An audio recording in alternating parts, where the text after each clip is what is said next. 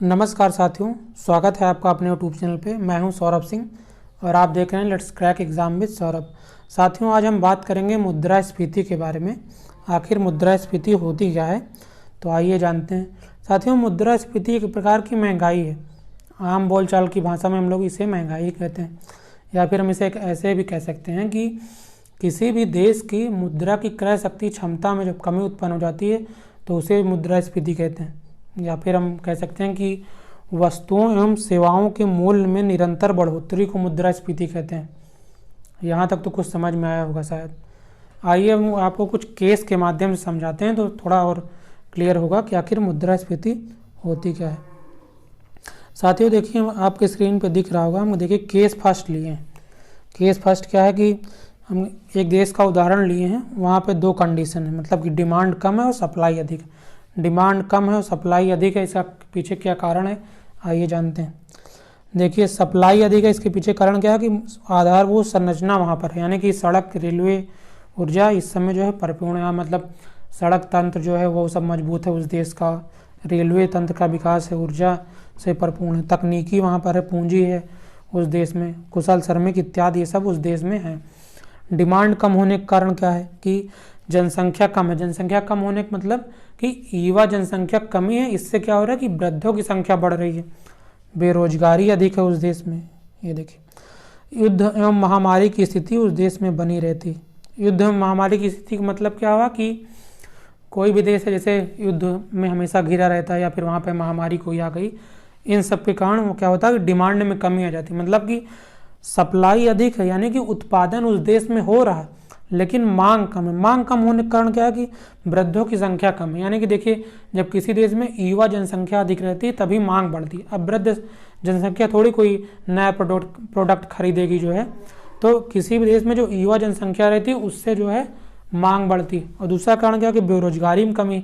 जब लोगों के पास पैसे नहीं रहेंगे, काम ही नहीं मिल रहा है, तो लोग मतलब प्रोडक्ट खरीदेंगे कहाँ से, आयात कहाँ से करेंगे, मतलब तो इससे क्या होती है कि डिमांड जो है कम होती है। इस स्थिति को क्या कहते हैं कि देखिए वस्तुओं एवं सेवाओं की मात्रा में तो वृद्धि हो रही लेकिन मांग कम रही, तो इसी स्थिति को हम क्या कहते हैं, आर्थिक मंदी कहते हैं।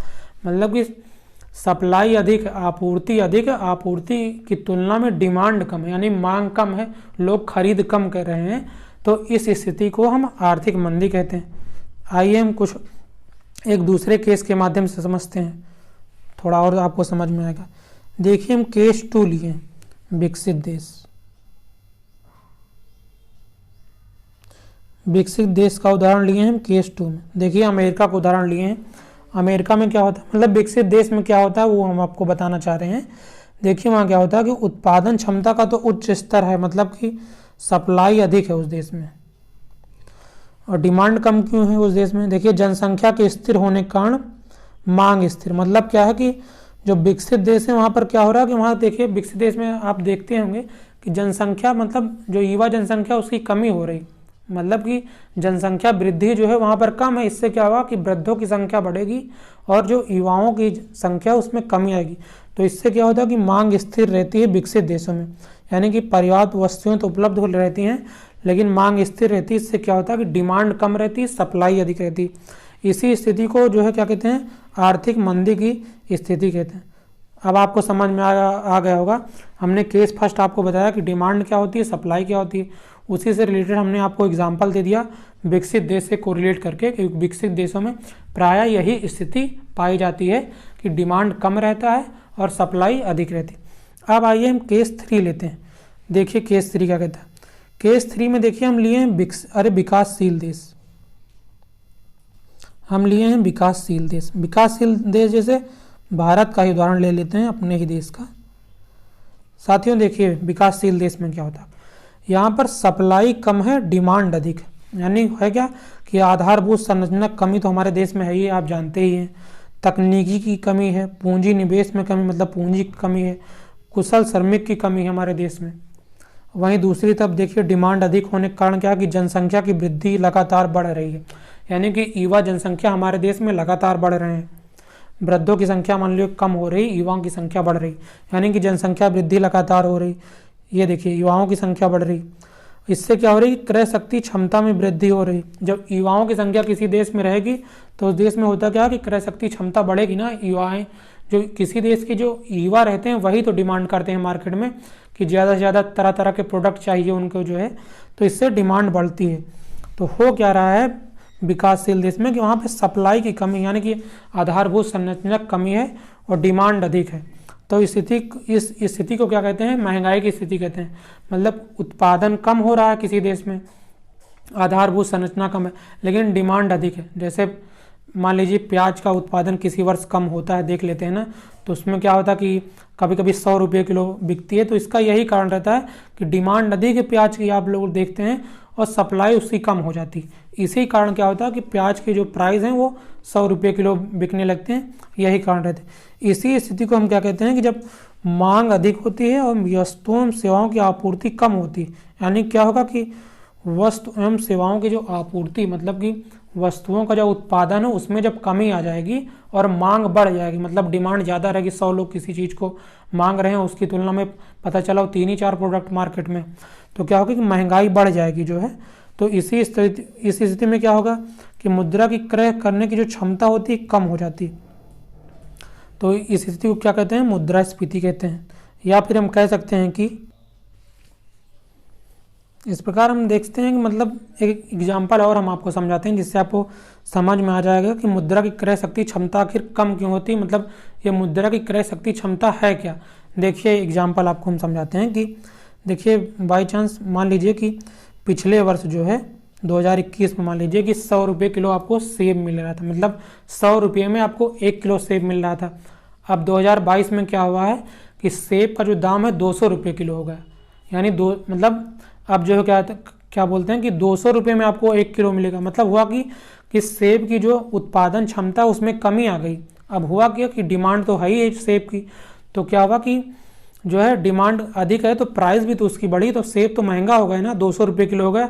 और अब दूसरी कंडीशन क्या है कि कहाँ, मतलब आपको पिछले 2021 में आपको 100 रुपये में 1 किलो सेब मिल रहा था, और अब 2022 में क्या हुआ है कि आपको 100 रुपये में आधा किलो सेब मिलेगा। मतलब 200 रुपये किलो हो गए ना, तो आपको 100 रुपये में आधा किलो मिलेगा। तो इसी को हम कहते हैं कि मुद्रा की क्रय शक्ति क्षमता में कमी होगी, मतलब 100 रुपया की वैल्यूएशन कम हो गई ना, आपको 100 रुपये में आधा किलो ही सेब मिलेगा। तो यही बात हम आपको समझाने वाले थे कि मुद्रा की क्रय शक्ति क्षमता जब कम हो जाती है, इसी स्थिति को हम मुद्रास्फीति कहते हैं।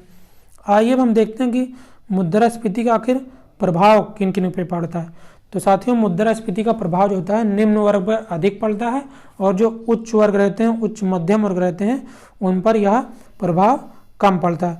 कारण क्या है कि जो उच्च वर्ग रहते हैं या उच्च मध्यम वर्ग रहते हैं उनके पास सरप्लस की स्थिति रहती है, और जो निम्न वर्ग रहते हैं उनके पास जो है खाने के लिए मतलब पैसे नहीं रहते हैं, तो वो लोग जो अपनी दैनिक आवश्यकताएं ही नहीं पूर्ण कर पाते हैं, तो उनके पास सरप्लस की स्थिति कहाँ रहेगी। सरप्लस का मतलब क्या हुआ कि जो लोग मतलब सैलरीड लोग हैं, जैसे 20,000 15,000 कोई सैलरी पा रहा है, ये सब मध्यम वर्ग की श्रेणी में आते हैं। तो इन लोग जो है 5,000 में पता चला इनके महीने का मतलब खर्चा चल गया, तो पता चला 10,000 इन लोग का बच रहा है एक महीने का, तो 10,000 किसी न किसी क्षेत्र में ये लोग निवेश कर देते हैं, जैसे फ्लैट वगैरह ले लिए, तो ये इसी को कहते हैं सरप्लस की स्थिति। आइए हम जो है इसे ग्राफ के माध्यम से समझते हैं कि निम्न वर्ग आखिर कौन होते हैं, मध्यम वर्ग कौन होते हैं, उच्च मध्यम वर्ग क्या होते हैं, उच्च वर्ग और अभिजन वर्ग क्या होते हैं। देखिए आपको हम चार्ट के माध्यम से समझा रहे हैं। ये देखिए इस साइड में जो है लेफ्ट साइड में आपको जो है निम्न वर्ग लिए गए हैं, और जो है राइट साइड जो है उच्च वर्ग हमने लिया। तो निम्न वर्ग और निम्न मध्य वर्ग में कौन कौन आते हैं, APL वाले आते हैं, BPL वाले, अंत्योदय वाले, ये सब आते हैं।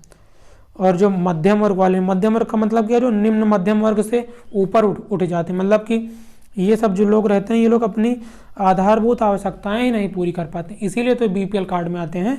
और ये लोग क्या है, आधारभूत आवश्यकताएं पूरी कर लेते हैं, इसके बाद में जो बचता है उसी को सरप्लस कहते हैं। तो इनके पास बचत भी रहती है, तो बचत का करते हैं क्या है, ये लोग जो है फ्लैट या ज़मीन वगैरह ये सब ले लेते हैं, उसमें निवेश कर देते हैं। पता चला जो है 10-10 हज़ार करके अपना बचाए, 1 लाख का कोई फ्लैट निवेश कर लिए, तो महंगाई हर लगातार बढ़ रही ना, तो जैसे महंगाई बढ़ रही है उसी हिसाब से उस फ्लैट का दाम भी तो बढ़ रहा है। तो होता क्या है कि प्रायः जो उच्च वर्ग वाले रहते हैं उनके ऊपर मुद्रास्फीति का प्रभाव कम पड़ता है। यही कारण है कि मतलब वो लोग फ्लैट ज़मीन में ये सब पैसा अपना इन्वेस्ट किए हैं, मुद्रास्फीति के हिसाब से उसका प्राइस बढ़ रहा है, तो इनके ऊपर जो है बहुत ही नकारात्मक प्रभाव पड़ता है। और ये लोग जो रहते हैं, क्या होता है इनके साथ कि इनके पास अपने पास मतलब डेली कमाते हैं, डेली खाते हैं, मतलब सरप्लस की स्थिति नहीं रहती, इसलिए ये लोग जो है निवेश नहीं करते हैं। इसका कारण क्या है कि दैनिक जीवन की आवश्यकताएं ही नहीं पूरा कर पाते हैं, तो निवेश कहाँ से करेंगे। अब आइए और भी हम कारण देखते हैं कि मुद्रास्फीति के प्रभाव किन किन पर पड़ते हैं। साथियों, मुद्रास्फीति का प्रभाव जो है कृषक वर्ग पर पड़ता है। कृषक वर्ग पे कैसे पड़ता है, आइए ये हम आइए पहला कारण हम देखते हैं। कृषक वर्ग जो रहते हैं, कृषक वर्ग को क्या प्रभाव पड़ता है मुद्रास्फीति बढ़ने से कृषक वर्ग पर। तो कृषक वर्ग पर क्या प्रभाव पड़ता है, मतलब कि जब वो उत्पादन करते हैं तो किसी चीज़ की प्राइस कम रहती है, जैसे 10 रुपये किसी चीज़ की लागत आई और मुद्रास्फीति लगातार बढ़ रही, मतलब कि महंगाई बढ़ रही है, तो क्या होगा कि उनके जो उत्पादन किए रहते हैं उसका भी उन्हें लाभ मिलता है। मतलब कि पता चला 10 रुपये लागत से प्याज का उत्पादन किया, 50 रुपये किलो मार्केट में बिक रही, महंगाई बढ़ गई तो उन्हें 40 रुपये का फायदा हुआ ना। तो इससे क्या होता है कि मुद्रास्फीति जब बढ़ती है तो कृषक वर्ग को मतलब लाभ मिलता है। दूसरा क्या है कारण देख लेते हैं। दूसरा कारण क्या है कि एग्ज़ाम में ये बहुत ही इंपॉर्टेंट है।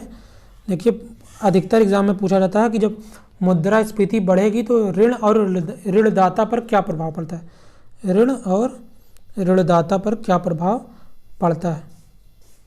तो साथियों, जो मुद्रास्फीति की स्थिति आती है तो उस पर क्या होता है कि जो ऋणदाता रहता है उस पर प्रतिकूल प्रभाव पड़ता है, जबकि जो ऋणी रहती है उस पर अनुकूल प्रभाव पड़ता है। कारण क्या है कि जब ऋणदाता अपने रुपये को किसी को उधार देता है तो क्या होता है कि मुद्रास्फीति होने के कारण उसके रुपये का मूल्य कम हो जाता है। इस प्रकार जो रहता है कि ऋणदाता को मुद्रास्फीति से हानि होती है तथा ऋणी को जो होता है वो लाभ होता है।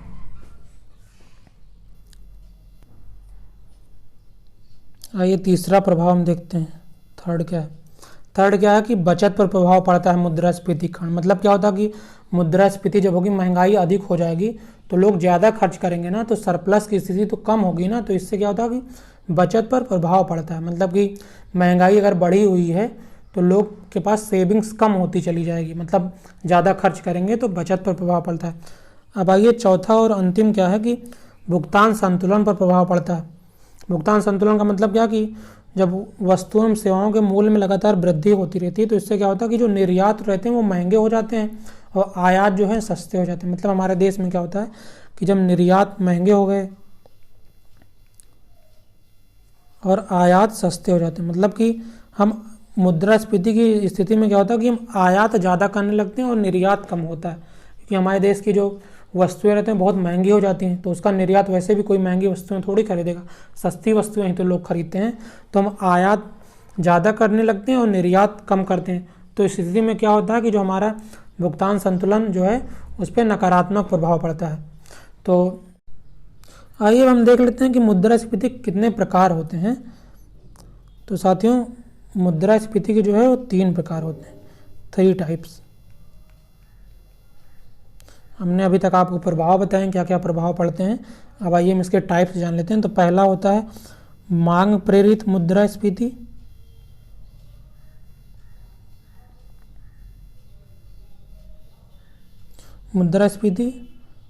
और दूसरा होता है लागत जनित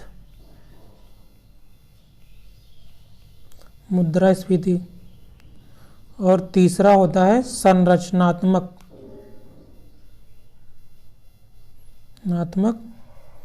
मुद्रास्फीति। साथियों, इसके प्रकार को हम अपने अगले नेक्स्ट सेशन में जानेंगे। आज के लिए बस इतना ही। वीडियो अगर अच्छा लगा हो तो लाइक करिएगा, चैनल पर नए हो तो सब्सक्राइब करिएगा। जय हिंद।